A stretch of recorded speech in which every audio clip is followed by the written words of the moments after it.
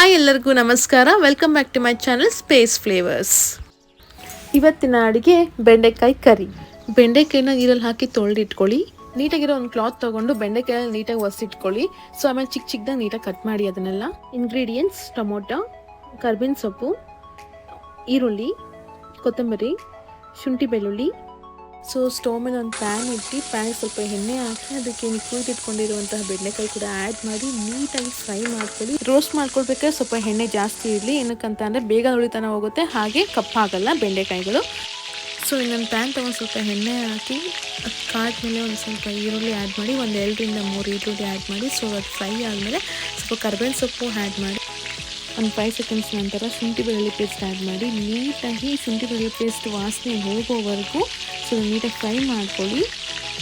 After 3 minutes tomato ಅದನ್ನು ನೀಟಾಗಿ ಉಟ್ಕೊಳ್ಬೋದು, ಇಲ್ಲ ಅಂತ ಚಿಕ್ಕ ಚಿಕ್ಕ ಕಟ್ ಮಾಡ್ಕೊಂಡು ಆ್ಯಡ್ ಮಾಡ್ಕೊಂಡು ಅದನ್ನು ಕೂಡ ಫ್ರೈ ಮಾಡ್ಕೊಳ್ಳಿ. ಜಾರಿಗೆ ಒಂದು ಸ್ವಲ್ಪ ನೀರು ಹಾಕ್ಕೊಂಡು ಸೊ ಅದನ್ನು ಕೂಡ ಆ್ಯಡ್ ಮಾಡ್ಕೊಂಡಿದ್ದೇನೆ.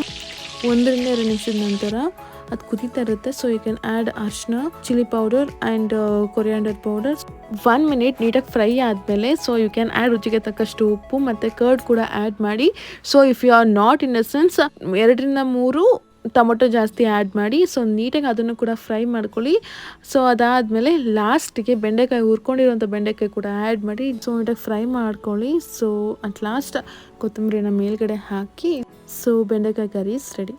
ಸೊ ನೀವು ಟ್ರೈ ಮಾಡಿ, ಇಷ್ಟ ಆಗಿರೋ ಲೈಕ್ ಆ್ಯಂಡ್ ಕಮೆಂಟ್, ಸಬ್ಸ್ಕ್ರೈಬ್ ಮಾಡಿ. Thank you.